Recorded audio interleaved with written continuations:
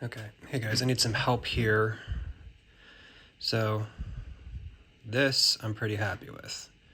All right, that's our pilot seat. That is pretty much the standard leather technique that I've been using, okay? Down here, it's not so great. But I can live with this. What I can't live with is the other side of the cockpit. All right, now, as you can see here, it's just so splotchy and it's lost all of the smooth transitions I was supposed to get with the contrast paint. So, recap on the underlying technique. Everything that's leather was airbrushed in 3 colors. All right, so there's a dark red around the bottom for the shadows, there's a pink for the midtone, and then there's a flesh color for the highlight around the edge. And it's all airbrushed on, so it's pretty smooth transitions. Done very lightly. And then I go over that with the contrast paint.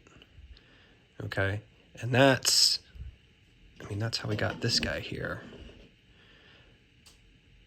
When you go over with this with the contrast paint, it seeps down into the cracks, it runs loosely across the highlights. It does what the contrast paint is supposed to do. Because the seat is concave. These shapes are not. These are all convex. And so what I get is I just get tons of pooling. This one worked a little bit, but you could still see how it's janky. Like, this is not a nice smooth transition through here. So this is actually my second attempt at this.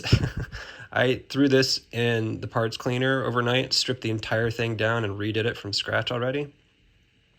This is better. What you're seeing here is better than the last time.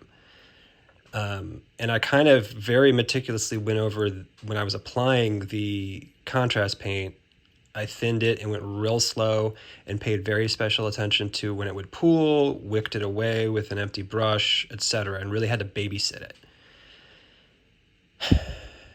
And I still don't like it. So I'm either gonna tear it all down and do it a third time, which I really don't want to do, because as you can see, I've already started some detail work on the wires and whatnot. I could take down the leather pads with some really fine wet sanding and try and just start those over from scratch, but I would have to remask them again and do the underlying transitions with the airbrush. Or I just try and fix this by hand. I just mix up some glazes, some brown glazes, and try and blend in all these janky transitions. So, I don't know. I think I'm leaning towards the third option right now.